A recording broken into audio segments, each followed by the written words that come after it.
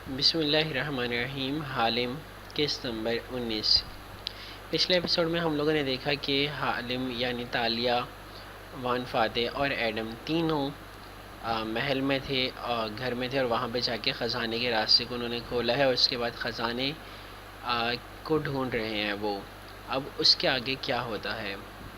2 روز قبل حالم کے گھر کے لاؤنج میں ناشتے کی خوشبو پھیلی تھی۔ پین کیک، خستہ کری پف اور دیگر اشتہا انگیز لوازمات میز پہ سجے تھے، اور وہ دونوں آمنے سامنے بیٹھی تھیں۔ تالیہ گھڑی دیکھ رہی تھی، اس کو اس طرح کی پینٹنگ بنانے جانا تھا، مگر دادن نے اسے روک رکھا تھا۔ یہ کتاب شکار بازوں کے متعلق ہے، وہ ایک قدیم کتاب دکھاتے ہوئے بتانے لگی۔ تالیہ نے توجہ دینے کی کوشش کی۔ اس کے مطابق ان کے پاس ایک علم ہے جس سے وہ ایسی چابی بنا سکتے ہیں جو خزانے کا دروازہ کھول سکتی ہیں۔ دیکھا، یعنی خزانہ ایگزسٹ کرتا ہے، تالیہ چہک کے بولی۔ تالیہ داتن سنجیدگی سے آگے ہوئی۔ شکار بازوں کے مطابق وہ دنیا کے سب سے بڑے خزانے کا قفل کھول سکتے ہیں۔ جانتے ہو انسانوں کا سب سے بڑا خزانہ کیا ہے؟ کیا؟ وقت۔ وہ اس کی آنکھوں میں دیکھ کے بولی تو تالیہ کے ابرو اور چنبے سے اکٹھے ہوئے۔ وقت؟ ہاں، شکار بازوں کے مطابق اگر وہ وقت کے دروازے کو کھول دیں تو وہ وقت میں سفر کر سکتے ہیں، کسی مستقبل کے زمانے میں جا سکتے ہیں، کسی ماضی کے عہد میں واپس جا سکتے ہیں۔ داتن، اس نے لیانا کو یوں دیکھا گویا اس کا دماغ چل گیا ہو۔ کوئی بھی وقت میں سفر نہیں کر سکتا۔ تم نے بھی تو کیا تھا نا، داتن نے کہتے ہوئے کتاب اس کی طرف دھکیلی۔ تالیہ الجھن سے اس کو دیکھنے لگی۔ میں نے؟ کب؟ جب تم چرچ میں پہلی دفعہ مسز ماریا کو ملی تھی تو تمہارا لباس عجیب تھا، اور تم عجیب لہجے میں بولتی تھیں۔ تمہارے ماں باپ کا کوئی پتہ نہیں تھا، اور تم کسی گاؤں کا ذکر کرتی تھیں۔ کوئی تمہیں لینے نہیں آیا کیونکہ تمہارے ماں باپ، تمہارا گاؤں، وہ سب اس زمانے کے نہیں تھے۔ تمہارے پاپا نے تمہیں ماضی کے کسی زمانے سے اس دروازے کے پار بھیجا تھا، میں نہیں جانتی کیوں، لیکن مجھے اتنا یقین ہے کہ تم 21ویں صدی کی لڑکی نہیں ہو، تم کسی پرانی عہد سے آئی تھی۔ ہیں؟ اس کو واقعی داتن کی دماغی حالت پہ شک ہونے لگا تھا۔ وقت کے سفر کا اصول ہے، جو بھی روشنی یہ رفتار سے تیز چل لے وہ وقت کی قید سے دور نکل آتا ہے، کسی اور زمانے میں۔ وہ پیچھے اس کا زمانہ وہی منجمد ہو جاتا ہے۔ کیا کہہ رہی ہو تم؟ جس سکے کو تم ڈھونڈ رہی ہو وہ مظفر شاہ کے زمانے کا ہے، یعنی قریباً 600 سال پہلے کا زمانہ۔ تمہاری گردن کا یہ نشان بتاتا ہے کہ تم نے وہ دروازہ کھولا تھا۔ یہ نشان صرف دروازہ کھولنے والوں کی گردنوں پہ ہوتا ہے، وقت کی مہر۔ اور مجھے یقین ہے کہ یہ دروازہ تم نے مظفر شاہ کے زمانے میں کھولا تھا، 15ویں صدی کے وسط میں۔ وہ وقت وہیں رک گیا تھا، تم آگے نکل آئی تھی۔ اگر تم دوبارہ واپس جاؤ تو وہ دور وہیں سے شروع ہوگا جہاں سے تم نکلی تھی، اسی لمحے، اسی دن سے۔ یہاں جتنے سال بھی گزر جائیں، وقت پیچھے، وقت آگے نہیں بڑھا تھا۔ اور میں وہاں دوبارہ جاؤں گی کیسے؟ وہ سنجیدگی سے پوچھنے لگی۔ کیونکہ اس چابی کے آگے کوئی خزانہ نہیں ہے، یہ ایک دروازے کی چابی ہے۔ اگر تم نے اس کو کھول لیا تو آگے 2 دریا ہوں گے، وہی 2 دریا جو تم نے خواب میں دیکھے تھے، ماضی اور مستقبل کے دریا۔ ایک دفعہ تم نے وہ دریا پار کر لیے تو وہاں سے واپسی ممکن نہیں ہوگی۔ میں اسی لیے تمہیں روکتی ہوں اس ملعون چابی کا پیچھا کرنے سے، کیونکہ روانگی اور واپسی کا چکر پورا کرنے کے بعد چابی تحلیل ہو جائے گی، دروازہ غائب ہو جائے گا۔ تالیہ، تم 15ویں صدی میں واپس چلی جاؤ گی، اسی دن میں جب تم 11 سالہ بچے کے طور پہ وہاں سے غائب ہوئی تھی۔ تم کبھی واپس نہیں آ سکو گی۔ تالیہ نے بدقت اس کی باتوں کو ہضم کیا۔ تم یہ کہہ رہی ہو کہ میں 15ویں صدی کی ایک لڑکی ہوں؟ ہاں، وہ خواب یاد کرو جو اپنے پاپا کے بارے میں تم نے دیکھے، جنگل، لکڑیاں، مشعلیں، موم بتیاں۔ تم کہتی تھی نا کہ ان میں کچھ عجیب سا ہوتا ہے۔ وہ زمانہ تھا، قدیم زمانہ۔ یعنی کہ میں 15ویں صدی کے کسی لکڑہارے کی بیٹی ہوں جو شکار باز بھی تھا، اور اس نے مجھے خزانہ لینے وقت میں آگے بھیج دیا۔ میں نے وہ دروازہ پار کر لیا اور میں سن 2000 میں آ گئی۔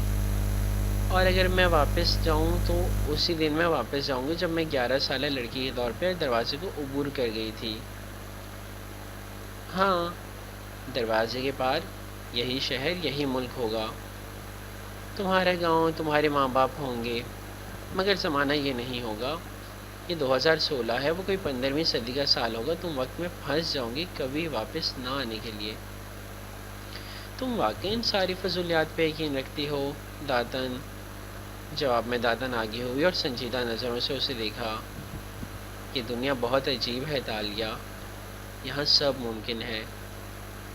ہو سکتا ہے سائنس اس کی وضاحت نہیں کر سکتی کہ یہ کیسے ہوتا ہے، لیکن اس لیے کہ سائنس کی عمر ابھی بہت کم ہے۔ کوئی بھی وقت میں سفر نہیں کر سکتا داتن، یہ صرف بیکار کی باتیں ہیں۔ اس نے ناک سے مکھی اڑائی۔ ہوائی جہاز کے بننے سے پہلے لوگ یہی سمجھتے تھے تالیہ کہ انسان فضا میں اڑ نہیں سکتا۔ مافوق الفطرت چیزوں کا مذاق نہ اڑاؤ، اگر عقل ان کو سمجھنے سے قاصر ہے تو اس کا یہ مطلب نہیں کہ یہ ہوتی ہی نہیں۔ تو تمہارا مطلب ہے کہ اگر میں نے وہ قفل کھول لیا تو میں واپس اس زمانے میں پہنچ جاؤں گی جب میں 15ویں صدی میں کسی غریب لکڑہارے کی بیٹی تھی، اور میں وہاں پھنس جاؤں گی کیونکہ ایک چکر پورا کرنے پہ چابی تحلیل ہو جاتی ہے۔ اس کی طنزیہ ٹون پہ داتن کی آنکھوں میں خفگی ابھری۔ میں جانتی ہوں یہ سب تمہارے لیے بہت انہونا ہے اور تم شاید اس پہ یقین نہ کرو، لیکن… اور تالیہ ایک دم کھلکھلا کے ہنس پڑی۔ داتن کا منہ کھل گیا۔ تالیہ ہنوز گردن پیچھے کو پھینک کے ہنستی جا رہی تھی، پھر سیدھی ہوئی اور محظوظ مسکراہٹ کے ساتھ اسے دیکھا۔ کیا دیو مالائی کہانیاں پڑھتی رہتی ہو تم داتن؟ ایسا کچھ نہیں ہوتا حقیقی دنیا میں۔ ہٹو بھائی۔ اور وہ اٹھ کھڑی ہوئی۔ پین کیک اور کری پف کی خستہ اشتہا انگیز خوشبو وہیں پھیلی رہ گئی۔ اب مجھے واقعی اس کہانی کو پڑھنے سے ڈر لگ رہا ہے، تو آدھی رات کے وقت میں ریکارڈ کر رہا ہوں۔ خیر، اگلا منظر۔ فاتح نے لکڑی کا ڈھکن ہٹایا تو اوپر سے روشنی آ رہی تھی۔ وہ تینوں باری باری باہر نکلے تو روشنی دیکھ کے لمحے بھر کو مبہوت رہ گئے۔ رات کے 11:30 بجے دن جیسی روشنی۔ وہاں آس پاس اونچے درخت تھے، گھنے، سرسبز اور اونچے۔ دن نکلا ہوا تھا مگر درختوں کے باعث ٹھنڈی چھایا تھی، جیسے عصر کا وقت ہو۔ فاتح نے کلائی بلند کی اور گھڑی دیکھی۔ ڈیجیٹل واچ رات کے 11:30 کا وقت بتا رہی تھی۔ اس کے ابرو چھنبے سے اکٹھے ہوئے، گردن گھما کے تالیہ کو دیکھا۔ یہ کہاں لے آئی ہو تم ہمیں؟ یہ تو کوئی جنگل ہے۔ ساکت کھڑا ایڈم بول اٹھا۔ تالیہ نے گردن اٹھا کے اوپر آسمان کو دیکھا۔ یہاں روشنی کیوں ہے؟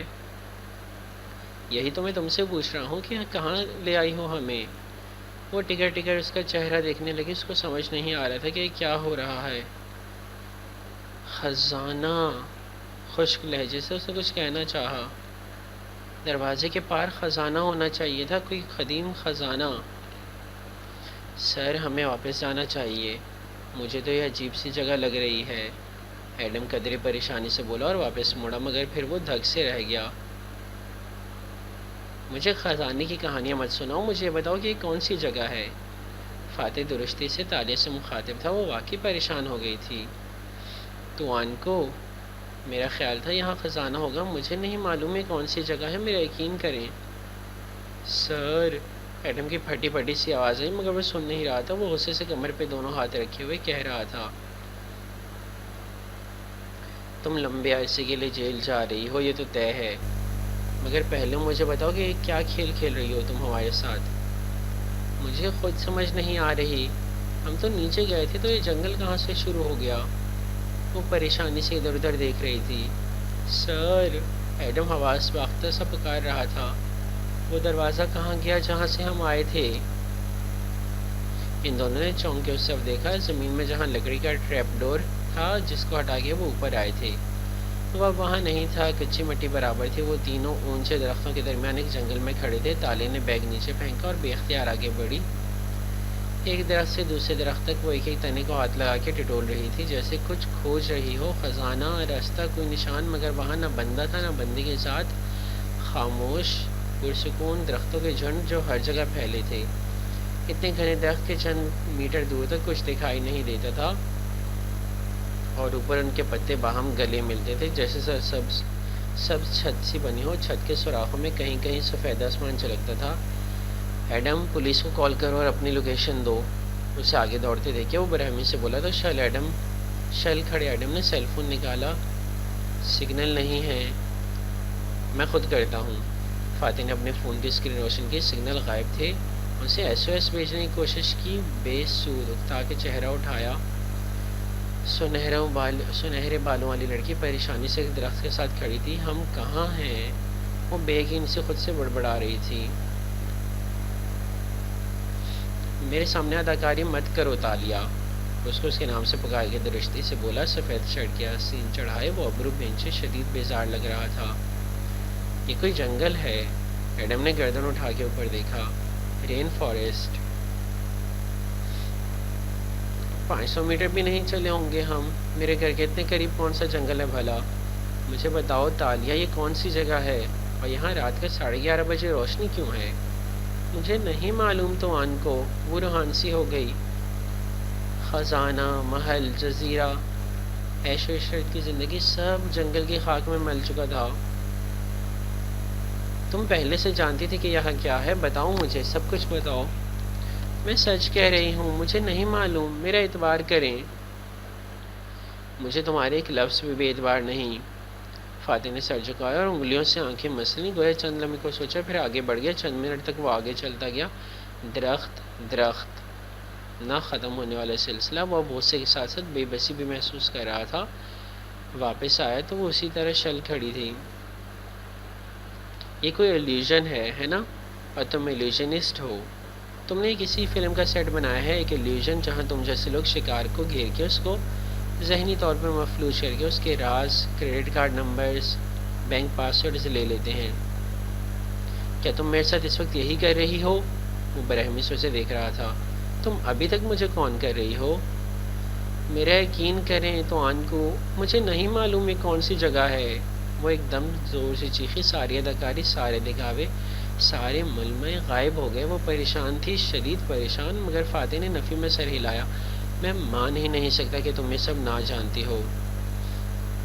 ایڈم ان دونوں سے بے نیاز زمین پر اس جگہ بیٹھا جہاں وہ ٹریپ ڈور تھا، اور وہاں سے پتے اور لکڑی کی ٹہنیاں ہٹانے لگا. نیچے مٹی ہی مٹی تھی. وہ روحانسا سا ہو کر سیدھا ہوا. ہم واپس کیسے جائیں گے؟ وہ چابی کہاں ہے؟ وہ چونکہ. فاتح نے اسے گھورتے ہوئے جیب میں ہاتھ ڈالا، مگر مٹھی باہر نکالی تو اس میں راکھ تھی. پل بھر کو تو وہ ساکت سرا رہ گیا. پھر بے یقینی سے تالیہ کو دیکھا. کیا تم نے میری جیب سے نکال لی؟ کیا چیز ہو تم؟ مگر تالیہ کی نظر اس کی مٹھی میں موجود راکھ پہ جم گئی تھی. چابی راکھ ہو گئی تھی. اس کا چکر پورا ہو گیا تھا. نہیں. اس سے بے یقینی سے نفی میں سر ہلایا. یہ شاید خواب ہے. یقیناً میں خواب دیکھ رہی ہوں. فاتح نے اکتا کے سر جھٹکا اور دوسری سمت میں آگے چلنے لگا. درخت در درخت ایک مسلسل چڑیوں کے چہچہانے کا شور، دور پانی چلنے کی آواز، گویا کوئی جھرنا بہہ رہا ہو. ہوا، آسمان، ہر شے حقیقی تھی. اس نے درختوں کو چھو کے دیکھا. نہیں، یہ سچ نہیں ہو سکتا. ملاقہ میں ایسا کون سا جنگل ہے؟ یہ کوئی ایلیوژن ہے. یہ لڑکی ڈرامہ کر رہی ہے. اسے موبائل فضا میں بلند کیا، مگر وہ سگنل کیچ نہیں کر رہا تھا. وان فاتح کی فرسٹریشن اور بے چینی بڑھنے لگی. تالیہ کے درخت کے تنے سے لگی، آنکھیں موندے کھڑی تھی. یہ یقیناً ایک خواب ہے. ابھی میں جاگ جاؤں گی. وہ بڑبڑا بھی رہی تھی. دل میں بار بار کوئی کہتا کہ آنکھیں کھولو، مگر نہیں، یہ خواب ہی تھا. اس کا خزانہ اصلی تھا. یہ نہیں ہو سکتا تھا کہ دروازے کے آگے سنسان ویران جنگل ہو. نہیں، وہ ابھی نیند میں ہے. جب وہ جاگے گی تو وان فاتح کے گھر جائے گی. خزانہ کنویں کے نیچے تھا. وہ اسے ڈھونڈ لے گی. ایڈم ابھی تک زمین پہ بیٹھا ہاتھوں سے مٹی کھود رہا تھا. پھر کسی خیال کے تحت رکا. پولیس آنے والی ہوگی. او ہاں، پولیس سیڑھیاں دیکھ لے گی اور یہاں پہنچ جائے گی. اس کی رنگت بحال ہونے لگی. آنکھوں میں امید جاگی. شکر ہے میں نے ان کو فون کر دیا تھا. وہ ہاتھ جھاڑتے اٹھ کھڑا ہوا. تبھی وان فاتح واپس آتا دکھائی دیا. بال ماتھے پہ بکھرے تھے اور ناک پہ غصہ دھرا تھا. عین تالیہ کے سامنے آ رکا. آنکھیں کھولو اور مجھے بتاؤ لڑکی کہ یہ سب کیا ہے. تالیہ نے آنکھیں کھولی. جنگل ایک ٹھوس حقیقت کی طرح اس کے گرد موجود تھا. تو آن کو اس کا دل ڈوبنے لگا. ذہن خواب کے مفروضے سے نکلا تو پریشانی پھر سے چھانے لگی. میں سچ کہہ رہی ہوں، میں نہیں جانتی یہ کون سی جگہ ہے، میں صرف خزانے کے لیے آئی تھی۔ مجھے کہانیاں مت سناؤ، مجھے سچ بتاؤ تالیہ۔ وہ 2-3 قدم قریب آیا اور اس کی آنکھوں میں برہمی سے دیکھا تالیہ کے چہرے پہ بے بسی پھیل گئی۔ میں کیا کروں جو آپ کو یقین ہے کہ میں بھی اتنی ہی نا واقف ہوں جتنے آپ ہیں۔ میں سچ بول رہی ہوں۔ وہ روحان سی ہو گئی۔ عجیب وحشت ناک جنگل تھا، عجیب ناراض شخص تھا۔ تالیہ، آخر آپ پورا سچ بتا کیوں نہیں دیتی؟ آپ کو کہاں ملی یہ چابی؟ کس نے بتایا نیچے خزانہ ہے؟ زمین پہ بیٹھا ایڈم جھلا کے بولا، میں اس چابی کو خواب میں دیکھتی تھی۔ میرا خیال تھا کہ اس کے پیچھے خزانہ ہے، مگر میری دوست کہتی تھی کہ خزانہ نہیں ہے بلکہ… وہ ٹھٹک کے رکی، ایک دم شل ہو گئی ہو، ایسے جیسے کسی نے سر پہ بیلچا دے مارا ہو۔ بلکہ… فاتح نے غور سے تالیہ کو دیکھتے ابرو اٹھائی۔ نہیں، تالیہ نے نفی میں سر ہلایا۔ وہ فضولیات بول رہی تھی، یہ ممکن نہیں ہے۔ وہ بے یقین تھی۔ کیا؟ مجھے بتاؤ، کیا کہا اس نے؟ وہ کہتی تھی کہ اس دروازے کے پار 2 دریا ہیں، ماضی اور مستقبل کے۔ ان کو پار کر کے میں وقت میں پیچھے چلی جاؤں گی، کسی عظیم عہد میں جہاں سے میں کبھی واپس نہیں آ سکوں گی۔ مگر یہ ممکن نہیں ہے، کوئی بھی وقت میں سفر نہیں کر سکتا۔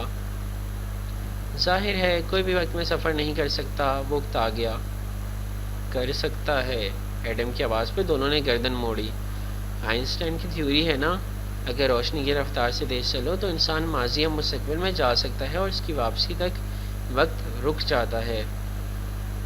وہ تحیر سے کہتا آگے آیا، اس کی حیرت بھری نظریں تالیہ پہ جمی تھیں۔ تو آپ واقعی پمبوروں میں سے ہیں؟ پمبوروں کے بارے میں ہم بچپن میں کہانیاں سنتے تھے کہ وہ وقت میں سفر کر سکتے تھے۔ انہوں نے دروازے بنائے تھے جن میں چابی ڈالنے سے وقت کا قفل کھل جاتا تھا۔ وہ بنا پلک جھپکے تالے کو دیکھتا قدم اٹھاتا قریب آ رہا تھا۔ آپ کی گردن پہ نشان ہے، آپ پمبوروں ہیں۔ بچپن میں ایک کہانی سنی تھی میں نے کہ یہ نشان صرف مسافروں کی گردن پہ ہوتا ہے۔ کیا واقعی ہم نے وقت کا دروازہ پار کر لیا ہے؟ اب ان کا ڈرامہ ختم ہو یا نہ ہو، میں یہاں آدھی رات کو اکیلے کمرے میں بیٹھا، میری حالت ہو گئی ہے۔ شٹ اپ ایڈم، وہ بیزاری سے بولی، فضول باتیں مت کہو۔ یہ سب… تالیہ کو دیکھا، یہ سب اس لڑکی کا کوئی ڈرامہ ہے، اس کو سب معلوم ہے۔ مجھے نہیں معلوم، میں سچ کہہ رہی ہوں، میں صرف خزانے کے لیے… تم اور تمہاری کہانیاں۔ فاتح سر جھٹک کے پلٹ گیا اور موبائل دیکھنے لگا۔ گوگل میپ، نو سگنل، وائی فائی، جی پی ایس، موبائل ڈیٹا، کچھ بھی کام نہیں کر رہا تھا۔ اس کی گردن جھکی تھی۔ تالیہ اور ایڈم کی نظریں اس کی گردن پہ جم گئی تھی۔ آپ کی گردن پہ بھی نشان ہے سر، ایڈم متحیر سا بولا تو وہ چونکا، پھر بے اختیار گردن کی پشت کو چھوا۔ انگلیوں نے کھال میں کوئی فرق محسوس کیا تھا جو اس کے ماتھے کی سلوٹیں غائب ہونے لگی۔ ایڈم نے اپنے سیل سے اس کی گردن کی تصویر بنائی اور اسکرین اس کے سامنے کی۔ یہ تو چیتالیہ نہیں بنا سکتی، ہو سکتا ہے وہ درست کہہ رہی ہوں۔ وہ اسکرین پہ اپنی گردن کی پشت دیکھ کے منجمد ہو گیا۔ یہ بنا درد کے جلنے کا نشان تھا۔ نہیں، تالیہ پریشانی سے نفی میں سر ہلا رہی تھی۔ کوئی بھی وقت میں سفر نہیں کر سکتا۔ سکے پہ مظفر آل سلطان لکھا تھا، ایڈم تیز تیز بولنے لگا۔ پہلے 1437 سے لکھا آ رہا تھا، مگر یہاں آتے ہی 863 لکھا آنے لگا۔ ان ہنسوں کا کیا مطلب ہے؟ وہ چنبے سے بولی۔ وان فاتح ابھی تک اسکرین پہ تصویر دیکھ رہا تھا۔ یہ سال 2016 ہے، اسلامی کیلنڈر کا 1437واں سال۔ لیکن یہاں آتے ہی… ایڈم خواب کسی کیفیت میں بول رہا تھا۔ ہند سے بدل کے 863 ہو گئے، یعنی عیسوی کیلنڈر کا 1459واں سال، 15ویں صدی کا وسط۔ وہ دھک سے رہ گیا۔ 15ویں صدی یعنی 1401 سے 1500 کے درمیان۔ کیسی باتیں کہہ رہے ہو؟ ایسا ممکن نہیں ہے ایڈم۔ تالیہ کو وحشت ہونے لگی۔ 1459 یعنی سن عیسوی یا 863 سن ہجری وہ سال تھا جب سلطان مظفر شاہ کا انتقال ہوا تھا۔ شاید ہم واقعی مظفر شاہ کے دور میں پہنچ گئے ہیں۔ ایسا کچھ نہیں ہے، وہ تڑپ کے پیچھے ہوئی۔ میں ملیشیا کی ہی ایک لڑکی ہوں، میں کوئی 15ویں صدی کے کسی لکڑہارے کی بیٹی نہیں ہوں۔ اچھا، یہاں دن نکلا ہوا ہے چیتالیہ، یہاں موبائل سگنلز نہیں کام کر رہے۔ جب پولیس آئے گی تو میں ان سے کہوں گا کہ تمہیں بھی اس لڑکی کے ساتھ گرفتار کر لیں ایڈم۔ کیوں میرا دماغ خراب کر رہے ہو؟ فاتح غصے سے بولا، مگر اس کی آواز میں ویسی گرج نہیں تھی۔ سر، پمبورو کی کہانیاں سب نے سن رکھی ہیں، شاید وہ کہانیاں سچ ہو۔ ہم واقعی 15ویں صدی میں؟ یہ اس لڑکی کا کوئی کرتب ہے، مجھے اس کی کسی بات پہ اعتبار نہیں ہے۔ وہ اب بھی ماننے کو تیار نہیں تھا۔ پہلے اس نے میرے گھر سے فائل چرائی، پھر تالیہ تڑپ کے اس کی طرف گھومی۔ کیا ثبوت ہے آپ کے پاس کہ میں نے آپ کی فائل چرائی؟ ہاں، گواہ ہے میرے پاس۔ اچھا، کیا دیکھا گواہوں نے؟ مجھے بھی تو پتہ چلے۔ تالیہ کی آواز بلند ہو گئی۔ چند لمحوں کے لیے وہ بھول گئی کہ وہ کہاں کھڑی ہے۔ فاتح کے ابرو اسی طرح تنے رہے۔ تم اشر کی پارٹی سے اپنی کار لینے میرے گھر آئیں جب گھر میں ہم لوگ نہیں تھے، پھر تم نے میرے لاکر سے، مگر چیتالیہ تو گھر نہیں آئی تھیں۔ ایڈم حیرت سے بول اٹھا، ان کی کار تو میں خود ان کے گھر ڈراپ کرنے گیا تھا۔ فاتح کے الفاظ وہیں ٹوٹ گئے۔ اس نے ابرو اٹھا کے ایڈم کو دیکھا۔ تم گئے تھے؟ جی، مجھے مسز اسرا نے کہا تھا کہ کار چیتالیہ کے گھر چھوڑاؤں۔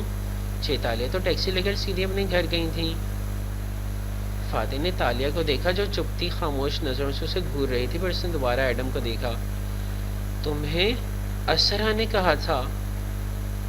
جی، اور آپ کو بتانے سے منع کیا تھا۔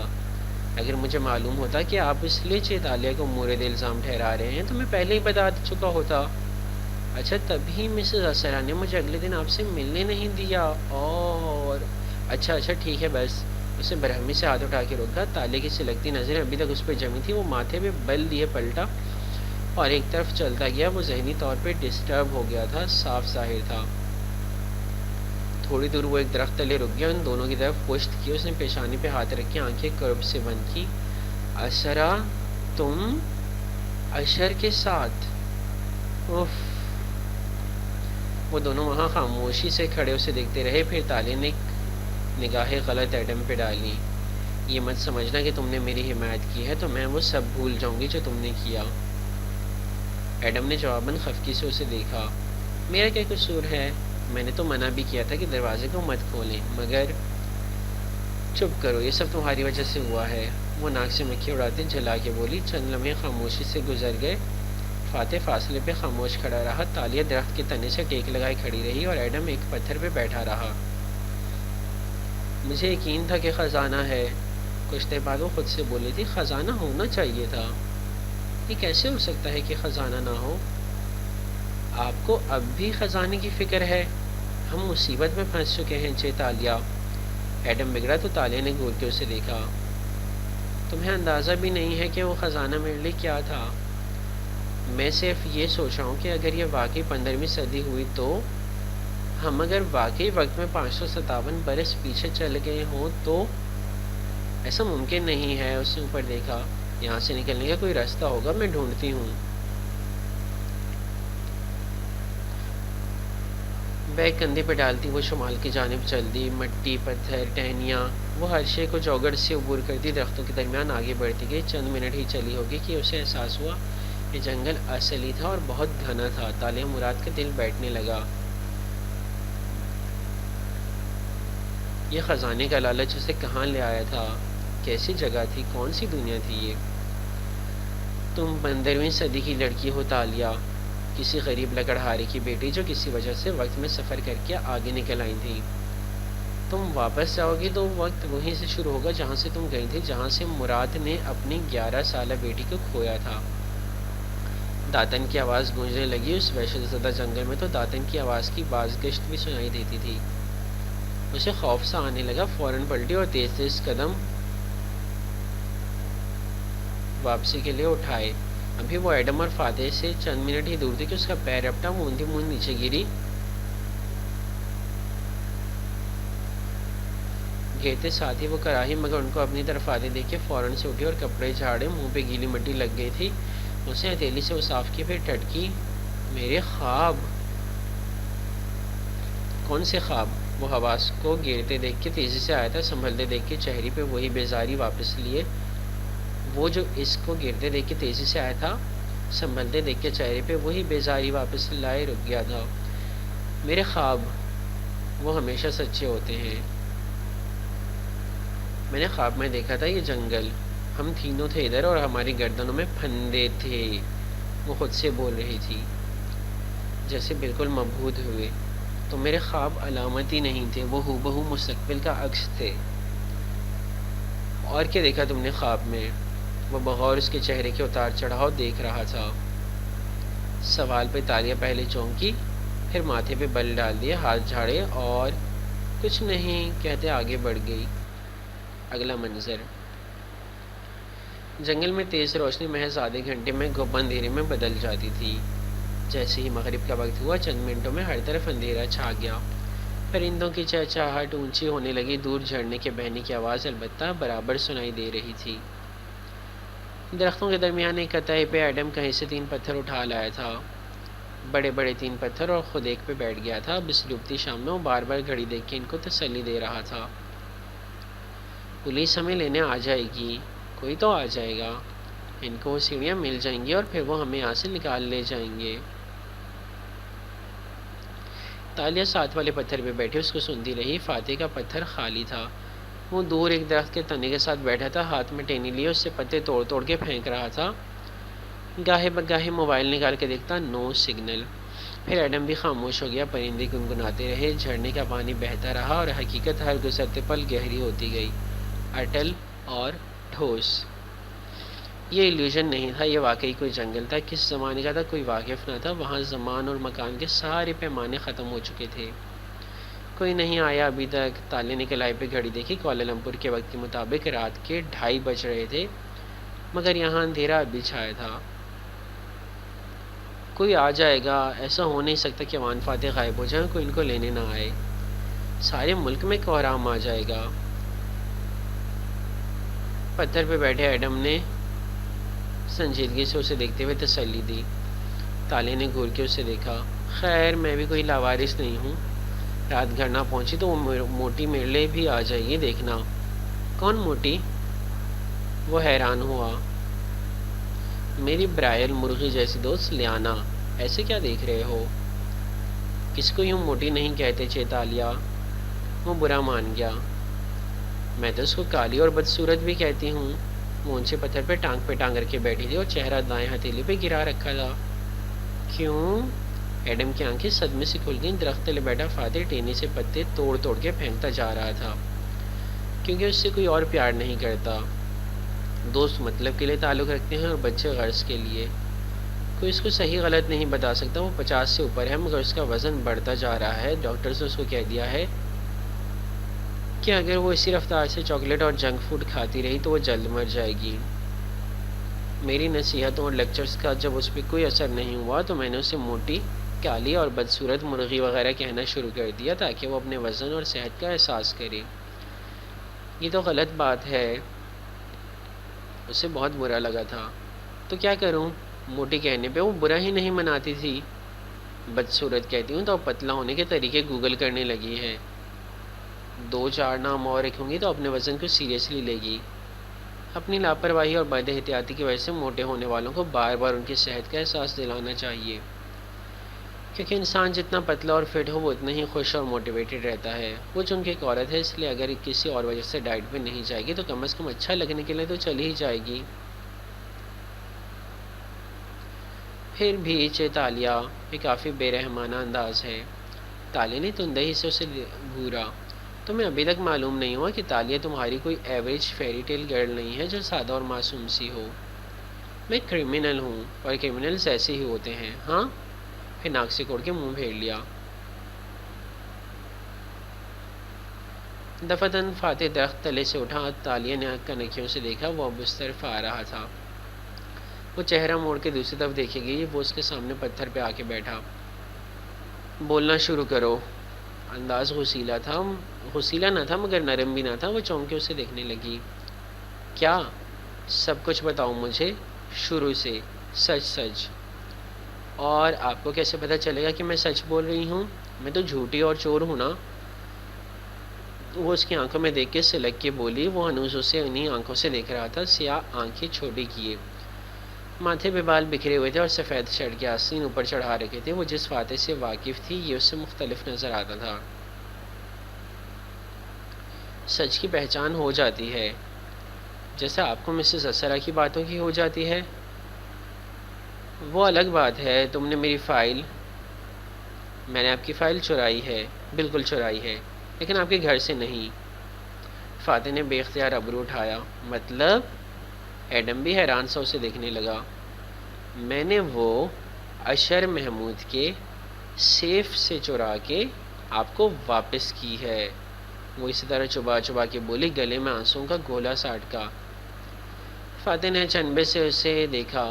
ایکسکیوز می، تالیہ آگے ہوئی اور اس کی آنکھوں میں دیکھتے ہوئے سرگوشی سے بولی، کیا میرا میجک شو اچھا نہیں لگا آپ کو وان فاتح؟ پل بھر کو وہ بالکل ساکت رہ گیا، پلک تک نہ جھپک سکا، پھر پتلیاں حیرت اور بے یقینی سے سکیڑی۔ تم نہیں، لیکن تالیہ بولتی رہی، کیا کبھی کسی جادوگر کو اسٹیج پہ کھڑے ٹریک کا راز بتاتے دیکھا ہے آپ نے وان فاتح؟ مگر بیک سٹیج تو بتایا جا سکتا ہے نا۔ آپ نے کہا تھا کبھی مجھ سے ملنے آؤ حالم، مگر میں نے کہا تھا نا کہ میں آپ کی توقعات کے برعکس ہوں سر، ایسی خواہش نہ کریں تو اچھا ہوگا۔ فاتح کی قوت گویائی چند لمحے کے لیے زائل ہو گئی۔ تم حالم ہو؟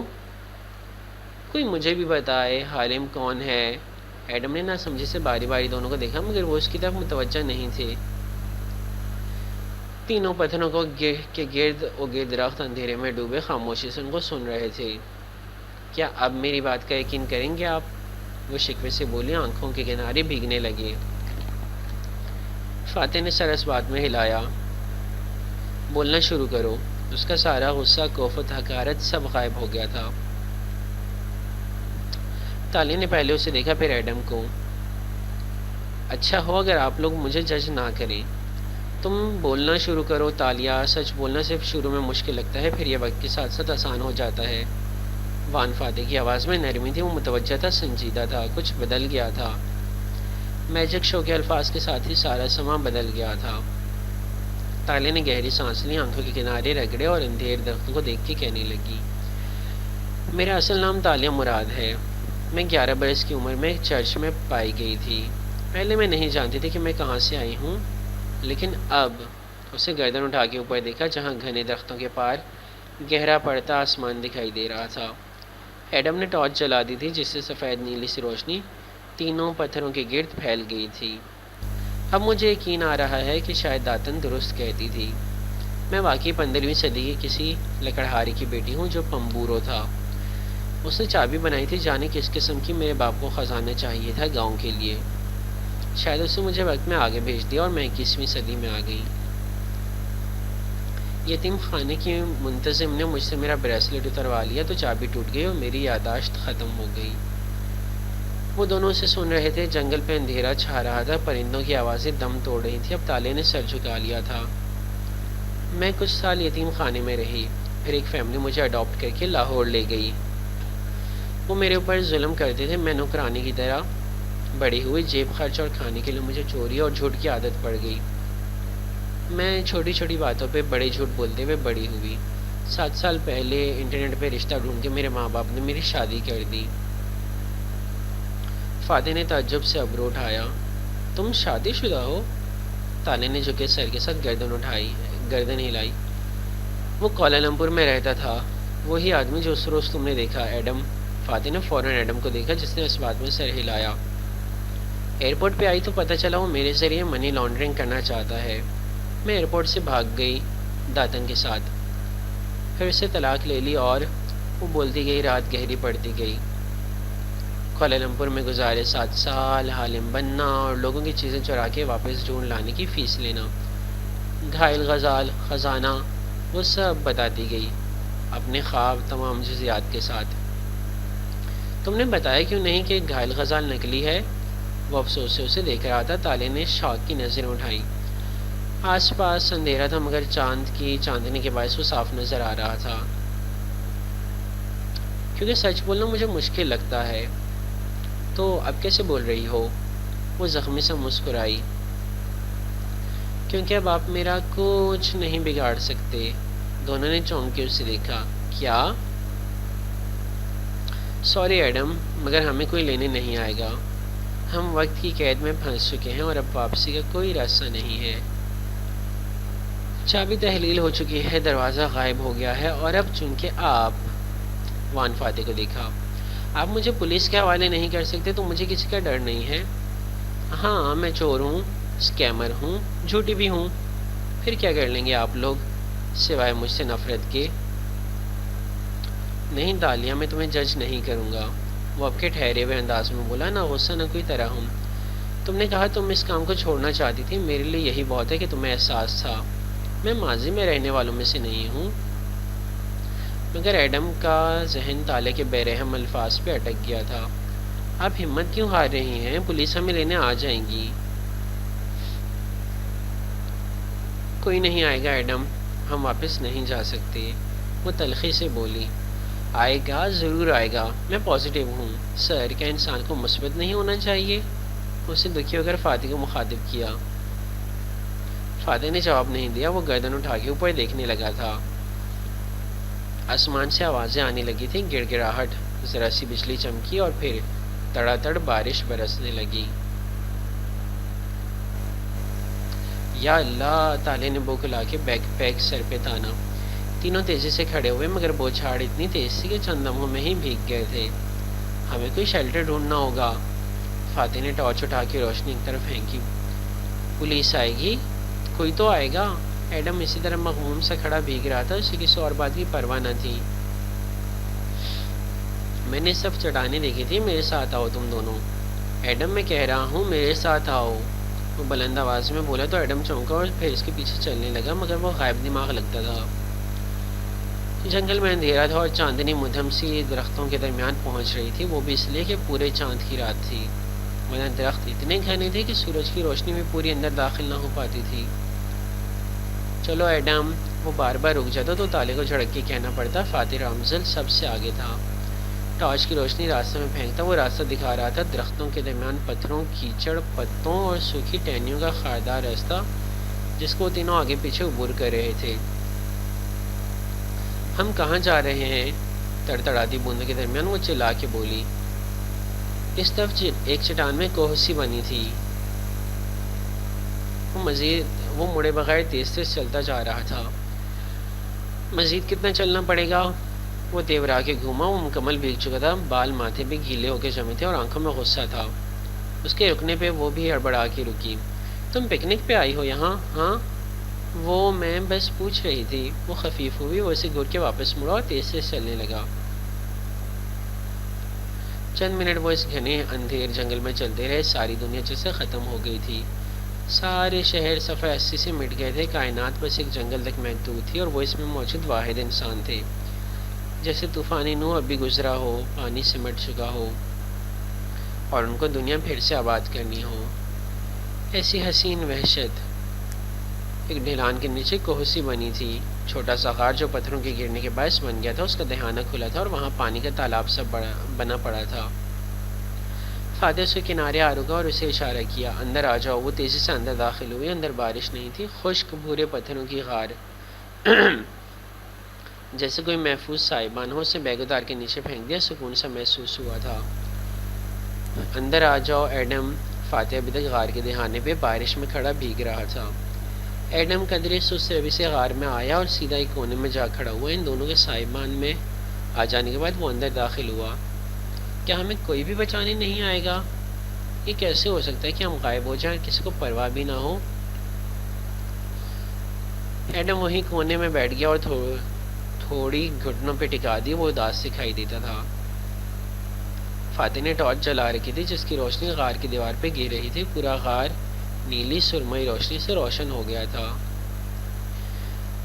کوئی نہیں آئے گا ایڈم، بغیر چابی کے کوئی وہ دروازہ کیسے کھولے گا؟ یاد ہے تمہارے پیچھے دروازہ بند ہو گیا تھا، تالیہ اکتا کے بولی۔ مگر ہمیں مثبت سوچ رکھنی چاہیے، یقیناً کوئی آئے گا اور ہمیں بچا لے جائے گا۔ فاتح خاموشی سے متصل دیوار کے ساتھ کھڑا تھا، وہ مسلسل ٹارچ کا بٹن جلا بجھا رہا تھا، غار میں روشنی پھیلتی، پھر اندھیرا چھا جاتا، پھر روشنی، پھر اندھیرا۔ وہ کچھ سوچ رہا تھا۔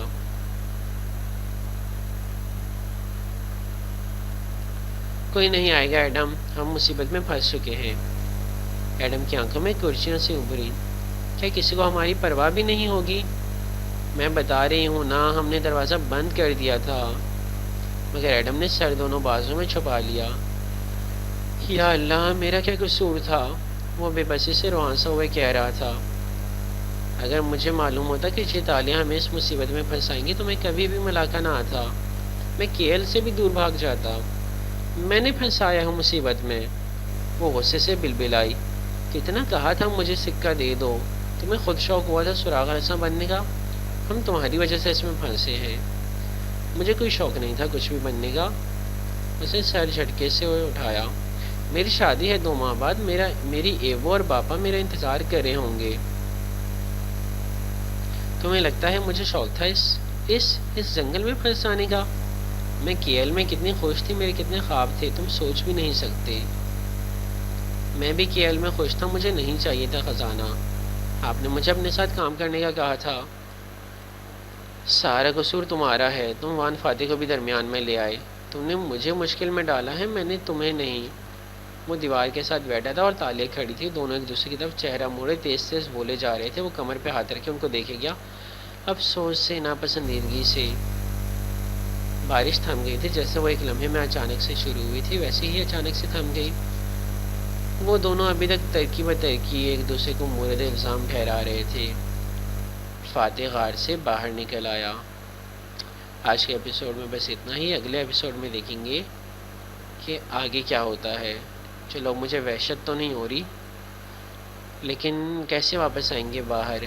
آئیں گے بھی کہ نہیں؟ مجھے لگتا ہے واپس آئیں گے، ایک ہی ایپیسوڈ میں باہر آ جائیں گے یا 20 ایپیسوڈ کے بعد باہر آئیں گے، یہ اللہ جانے۔ تب تک کے لیے اپنا خیال رکھیے گا۔ اللہ حافظ۔